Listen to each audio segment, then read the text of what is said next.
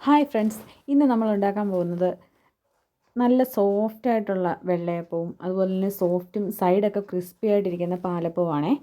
ഇതിൻ്റെ റെസിപ്പി എങ്ങനെയാണെന്ന് ഞാൻ പറഞ്ഞുതരാം. ഈ രീതിയിൽ ട്രൈ ചെയ്താൽ എന്തായാലും വിജയിക്കും. ഒന്ന് നമുക്ക് നോക്കിയാലോ.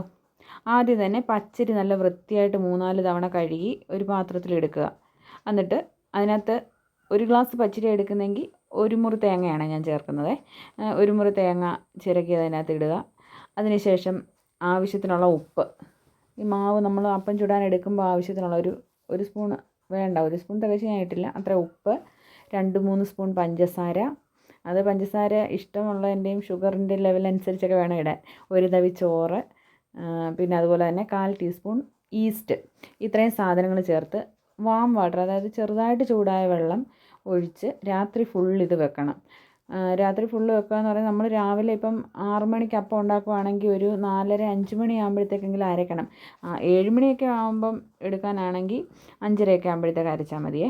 രാവിലെ നമ്മൾ എടുത്ത് നോക്കുമ്പോൾ ഇതുപോലെ പുളിച്ചിങ്ങനെ ഇരിക്കുന്നത് കാണാം. നമ്മളത് 2-3 തവണയായിട്ട് അരച്ചെടുക്കുക. അരച്ചെടുക്കുമ്പോൾ വെള്ളമൊന്നും വേറെ ചേർക്കണമെന്നില്ല, ആവശ്യമുണ്ടെങ്കിൽ ചേർക്കാം.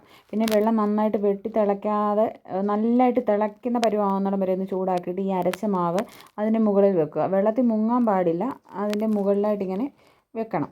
എന്നിട്ട് ഒരു 1-1.5 മണിക്കൂർ കഴിഞ്ഞ് എടുത്ത് നോക്കുമ്പോൾ നല്ലതായിട്ട് മാവ് ഇങ്ങനെ പുളിച്ചിരിക്കുന്നത് കാണാം. നമുക്കതിന് ശേഷം അപ്പം ഉണ്ടാക്കി തുടങ്ങാം. നല്ല സോഫ്റ്റായിട്ടിരിക്കുക മാവ്. എന്തായാലും നമുക്ക് ഉണ്ടാക്കി നോക്കാം. പാലപ്പച്ചട്ടി നന്നായി ചൂടായി കഴിഞ്ഞ് തീ ഒന്ന് കുറച്ച് വെച്ചിട്ട് വേണം നമ്മൾ മാവ് ഒഴിക്കാനേ. അല്ലെങ്കിൽ ഇതുപോലെ ചുറ്റിക്കാൻ പറ്റത്തില്ല, അപ്പോഴത്തേക്ക് എല്ലാം കൂടി ഉരുണ്ടങ്ങ് കൂടും. അതിനുശേഷം വെള്ളയപ്പം ആണെങ്കിലും നമ്മൾ ഇങ്ങനെ ഒഴിച്ചിട്ട് ഒരു ഹോൾ വന്നു കഴിഞ്ഞിട്ട് നമ്മളത് അടച്ച് വെക്കുക. തിരിച്ച് മറിച്ച് ഇടത്തില്ല ദോശയുടെ കൂട്ട്. ഇങ്ങനെ ഹോൾസ് വന്നു കഴിയുമ്പോൾ അടച്ച് വെക്കുക. പിന്നെ വെന്ത് കഴിഞ്ഞു നമ്മളെടുത്ത് മാറ്റും. അങ്ങനെ പാലപ്പം വെള്ളയപ്പം റെഡിയായി. എല്ലാവരും ഒന്ന് ട്രൈ ചെയ്ത് നോക്കണേ, എന്നിട്ട് പറയണേ.